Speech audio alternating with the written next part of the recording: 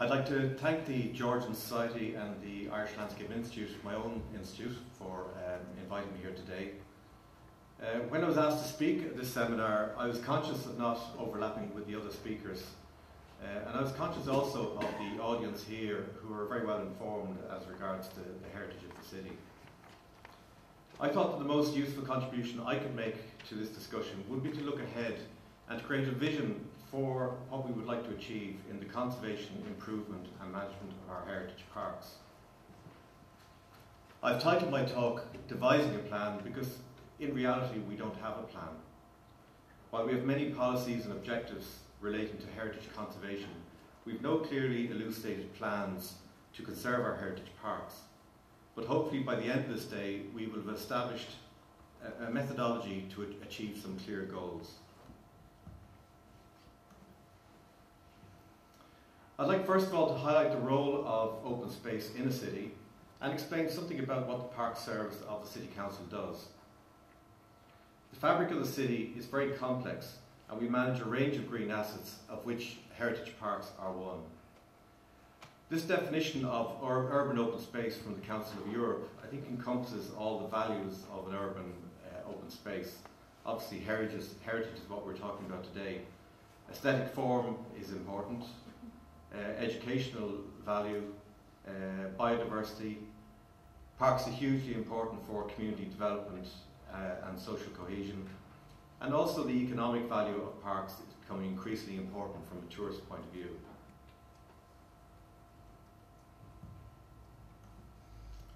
Just in terms of then what we do in the City Council, the Park Service looks after approximately 1,400 hectares of parks and open space. But within that there's a diverse range of landscape types and parks. So everything from Bull Island, which is internationally, it has a designation as a biosphere park under UNESCO. Everything from that to various urban parks, river valleys, coastal areas, burial grounds, woodlands and wildflower meadows. We also look after the two beaches, Dollymount and Sandymount. Dollymount, hugely important to the city. Very unusual to have a blue flag beach in a capital city in Europe, and we're very proud of that. We also look after the provision and maintenance of recreational facilities and parks, such as playing pitches, all-weather facilities, playgrounds, tennis courts, golf courses, etc. And there's huge demand for recreation in the city. The civic decoration of the city is also important in terms of floral decoration and flags, which we are responsible for. We estimate there's probably about 60,000 trees in the city. There's probably a lot more than that. So we manage that. It's quite a workload. And we also plant every year probably up to 15,000 trees. I've estimated about 5,000 of those each year will actually come through to establish. Very important to the Park Service as well is to support local communities and interest groups. And that's within tidy towns and schools. To upkeep and look after their own areas. We're very good at that because we're actually area based with staff in various depots and we've daily contact with the public out there. We're also responsible for the implementation of the City Biodiversity Action Plan and general environmental enhancement. And finally, we also contribute landscape architecture, natural science, arboriculture and horticultural expertise to corporate projects and policy development within the City Council. So we feed into the City Development Plan, local area plans, and more recently the Public Realm Strategy. So what do we mean by conserving an historic landscape in the context of a populated city? In reality, all urban parks, including those of heritage value, are undergoing pressure to accommodate change. And that's how it's always been. Our Georgian squares, for example, have evolved from being private pleasure grounds, where an exclusive number of residents of the squares were sole key holders, to now being public parks which are used by all the community. And in the case of some of the space we're talking today, also used by visitors and tourists. The exceptions to this, of course, are Fitzwilliam Square, where the space is still closed to the public, and Mount Pleasant Square, where there's a tennis club in situ. Tennis, bowling and promenading appear to have been the only forms of recreation permitted within these spaces. However, over time, the use and layout of these squares has evolved as a result of changing fashions, recreational demands, and demographics. Here you can see from this slide some of the most important squares in the city. It's a slide prepared by UCD students in 2010. And while there are some inaccuracies in it, I think in a broad sense it shows how the parks have evolved over a period of time. And the parks have always evolved since their very initiation. The one thing that these parks have in common, though, is that they are much loved by the public for their tranquility and as a place for rest and relaxation. We have to be realistic in relation to what we mean by conservation. What area should a landscape be conserved to, and how would that address the needs of the public today? These are important questions which need careful consideration. In doing this, I'm going to profile 3 case studies of parks where there's efforts at the moment to initiate change.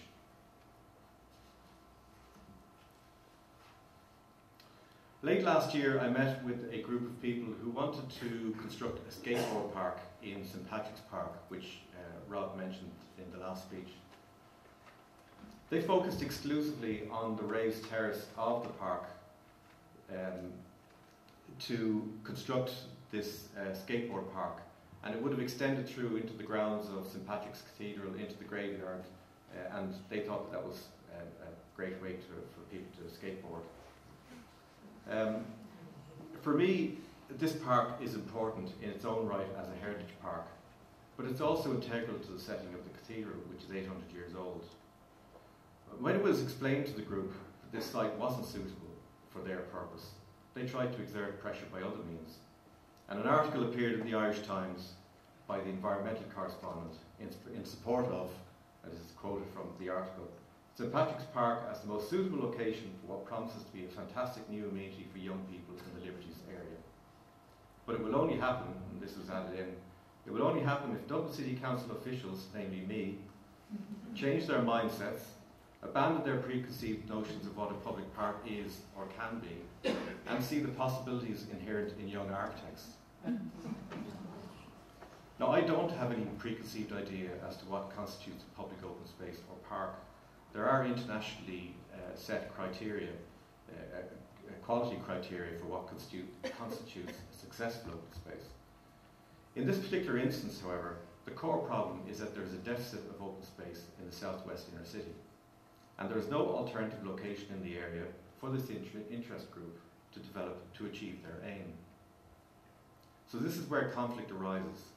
The desire on the one hand to develop a skateboard park, which in itself is a worthy project, and our desire to protect a sensitive landscape.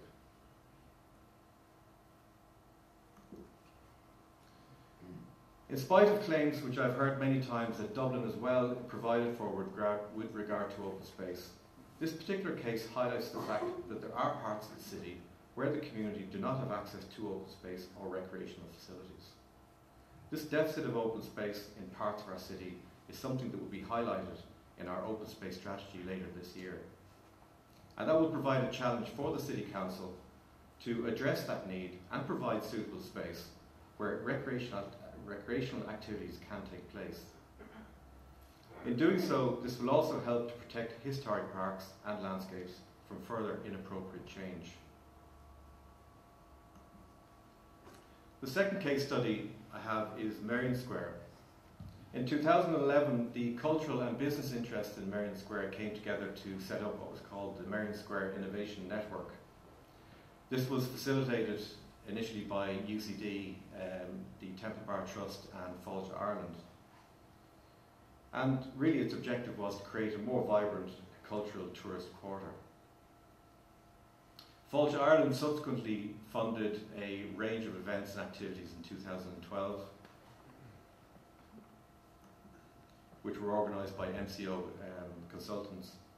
And one of the key things was just really to get doors opened on the square. What they found was that people came to Merrion Square and they said, this is fantastic architecture, lovely Georgian character, but the doors were always closed. And really what they were trying to achieve was to make sure that when tourists came around, there was at least something open on the square that people could come in and appreciate the quality of the buildings on the square. So this is an example of some of the events that were held. There were supper evenings, talks, exhibitions, Christmas fair, a whole range of things, and we hope that will continue this year with the support of Fáilte Ireland. One of the key outcomes of the Innovation Network was to look at the park itself and how it should evolve into the future at the heart of a South Georgian quarter. Now, there was various discussions at the time about a cafe or tea rooms going into the park. And what we have done is we have organised through the Innovation Network to carry out a study as to how the park should evolve. And this will set the context for for any future plans. In 2012 also, we started coffee vending in a number of parks, including Merrion Square. And we also introduced deck chairs into Merrion Square, and this made the front of the Irish Times. So I think it was somewhat of an improvement on our offering in Merrion Square last year, and we hope to improve that ongoing.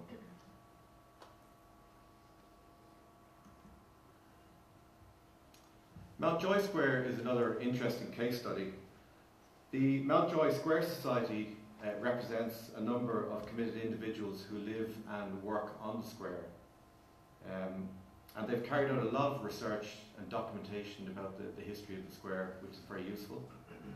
We've had a number of meetings with them. I started with the City Council a year ago now, and there were meetings ongoing at that time. But I think we've agreed a direction as to how we move forward to pursue the conservation and restoration of this very important park for the city. However, that's not to say that there aren't very difficult issues to resolve around the use and layout of the park.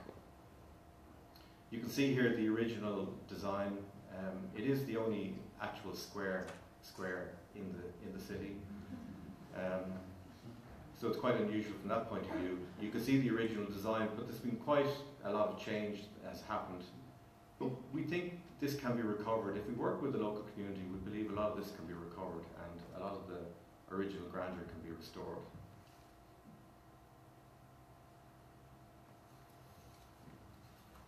In 2012, really just to inform how we move forward on this project, we carried out a survey on the square, and there were about 260,000 people interviewed.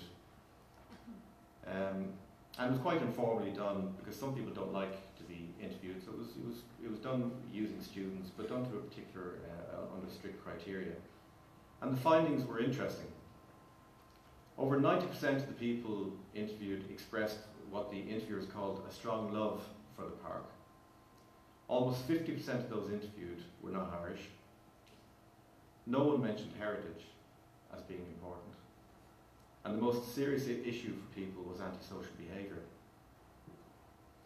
Now, these two squares, Merrion Square and Mountjoy Square, differ in two key respects. First of all, the resident communities. Only one person lives on Merrion Square, whereas Mountjoy Square has quite a diverse community that lives in and around the park.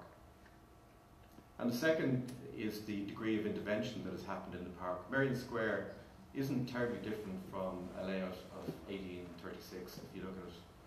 It hasn't changed an awful lot. Whereas Mountjoy Square has changed significantly, and it's going to provide much more of a challenge to get that back. But that is a challenge, and that's a challenge we're willing to deal with. But really, first of all, we've got to inform the local community of the heritage of the park. If we have this diverse community, immigrant community that's come in around, that lives around that area, they've got to be aware of the heritage of the park. There's no point us sitting here talking about heritage and the people who live in these places are not aware of it. So that's the first challenge, is to talk to the local community, get them involved and make them aware of the value of that heritage. And to include all stakeholders in creating that vision.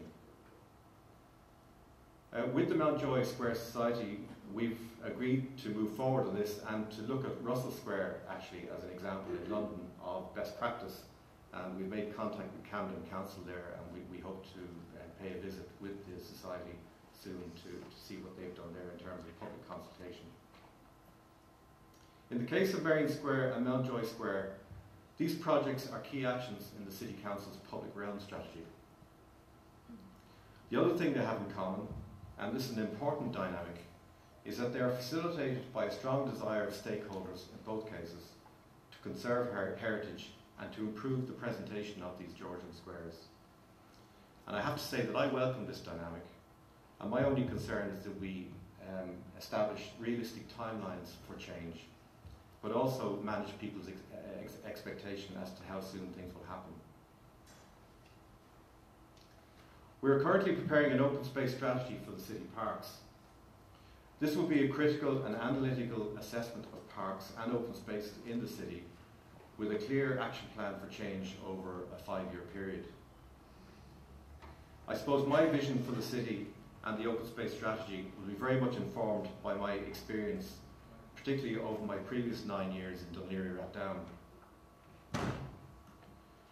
where we produced the first open space strategy of any local authority in the country.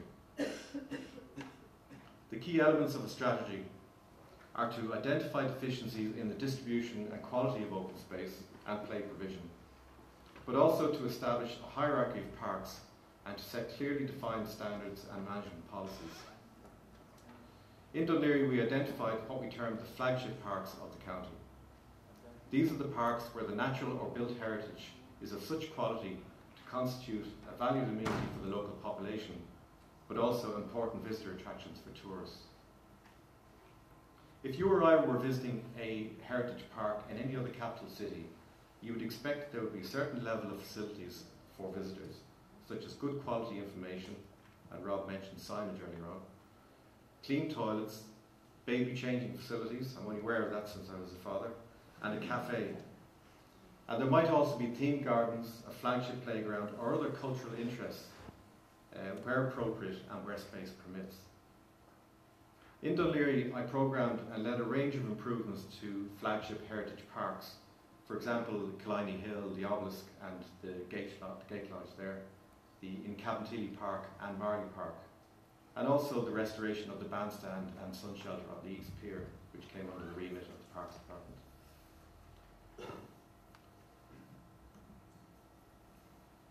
I will be looking to bring forward plans for the management and improvement of each of our heritage parks now in the city, based on comprehensive research, much of which is already done, I have to say, and an understanding of the historical context and the evolution of each park. So Merrion Square, St Anne's, and St Anne's, I have to say, is a hugely important park for us, very underrated in terms of its historic landscape. St Patrick's Park, Harvard Park, which we'll be looking at this afternoon, Mountjoy Square, Blessington Street Basin, which I'm glad that Rob mentioned there, I think a fantastic little gem, Palmerston Park, and Harold's Cross. And perhaps we better add in Dartmouth Square, seeing as we just spent a lot of money on it. To achieve this within the Park Service, I've reallocated the tasks of my professional team to ensure that we can drive a good range of projects through from design to construction over an achievable time period.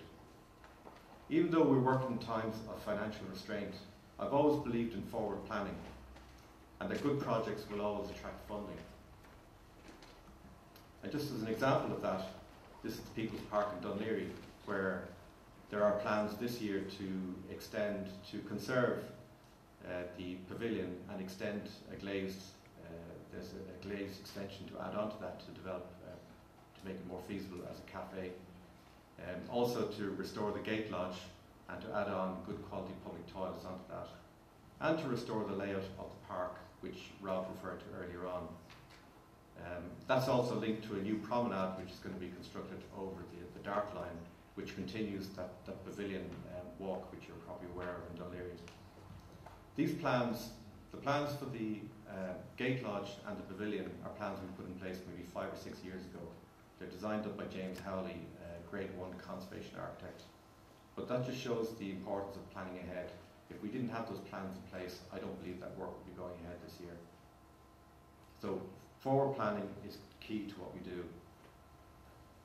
Heritage Park conservation fits very well into the broad thrust of government policy to encourage cultural tourism, and I'm optimistic that we can work closely with a range of partners to develop our heritage parks as more important cultural assets in the city.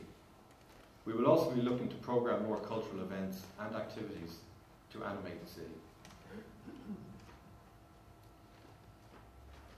I hope I mentioned staff earlier on in my talk, and they're a key resource for us. Our gardeners organise annually to go off on a trip to look at gardens in the UK or abroad, and they take time off themselves, they pay for themselves, and they write up a report when they come back. And I have to say that despite the negative perception of public sector workers, there are very dedicated and skilled staff who I know are motivated to achieve higher standards. And I will be looking to work with our outdoor staff to enhance skills where necessary and to reallocate our staff, our best horticulturists, to where they can be most effective. Margaret Gormley, who spoke there earlier on, and myself have agreed to look at setting standards for the maintenance of heritage landscapes. And all these measures in time will assist in achieving excellence in horticulture and landscape maintenance. This is an image we use in the office quite a lot, and I'm not going to say where it is, but it's just the character of this space, where you've got really good quality materials, you've got really good quality planting, it's very safe, there's views, and this is the image we have for Merrion Square going forward. This is the kind of quality we want to bring into some of the parks. I know that the ambition for our heritage parks contributing more fully to the cultural identity of the city is something that is shared by the management and elected representatives of the City Council. And I hope that my presentation today shows my personal commitment to working in partnership with cultural interests and local communities in the city. I firmly believe that this type of partnership, combined with more strategic planning, is the best means to conserve and enhance our heritage parks for the future. Thank you.